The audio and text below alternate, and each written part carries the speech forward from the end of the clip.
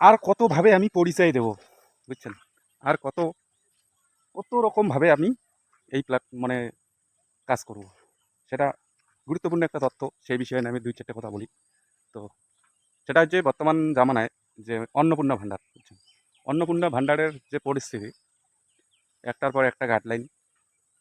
প্রথমে সিদ্ধান্ত একটা হলো, প্রথমে সিদ্ধান্ত কি হলো যে এইভাবে দেওয়া হবে, সবাই পাবে। যারা লক্ষ্মী ভাণ্ডার পায় সেটা থেকে অন্নপূর্ণা ভাণ্ডার সবাই পাবে, সেটা একটা ক্রাইটেরিয়া চলে আসলো। তারপরে আসলো 13 পাতা ফর্ম ফিল আপ, অঞ্চলে সবাই করলেন।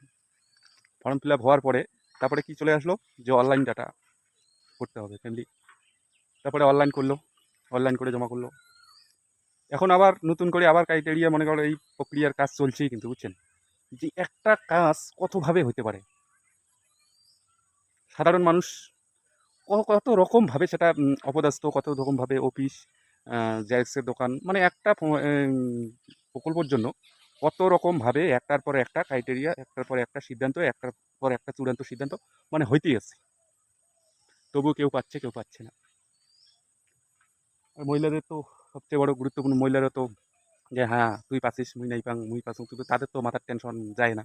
তাদের তো সবচেয়ে বড় জ্বালা এটা, যে মাসে 3,000 টাকা পাইলে তাদের চলার একটা বিশাল সুবিধা বা পথ পায়। কিন্তু যারা পাচ্ছে তাদের ঠিক আছে, কিন্তু যারা পাচ্ছে না তাদের কি হচ্ছে, তারা কিন্তু জ্বলে পড়ে মরতেছে, বুঝছেন?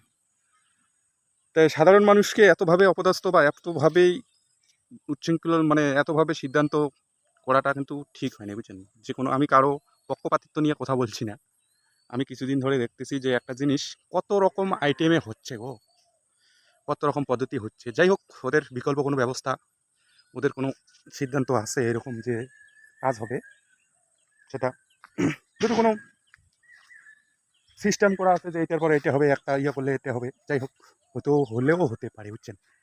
বিষয় হচ্ছে সেটা না, কিন্তু মানুষ, মানে উপরের মহলে তো সিদ্ধান্ত একটা করলেই মানে সাধারণ মানুষের পক্ষে খুবই সুবিধাজনক, যে একবার ফর্ম ফিল আপ একটা সিস্টেম করে নিলেন, হয়ে গেল। কিন্তু বারবার যদি ক্রাইটেরিয়া, মনে করো এই সিস্টেম পাল্টে একটার পর একটা যদি ফর্ম ফিল আপ, মানে একটার পর একটা যদি করতেই হয়, তবুও যদি কেউ না পায়, এই বিষয় নিয়ে কিন্তু আমার কুচবিহার পশ্চিমবাংলায় আর কি পুরা পরিস্থিতি ভয়াবহ চলেছে। ভিতরে ভিতরে কিন্তু সবাই দুমড়ি মরি দিচ্ছে, বুঝছেন? যায় যায় নাই পায়, এতটাই দুমড়ি মরেছে যে বলার ভাষা নেই। হয়তো বুক ফেটে মুখ ফোটে না, এরকম পরিস্থিতি, বুঝছেন?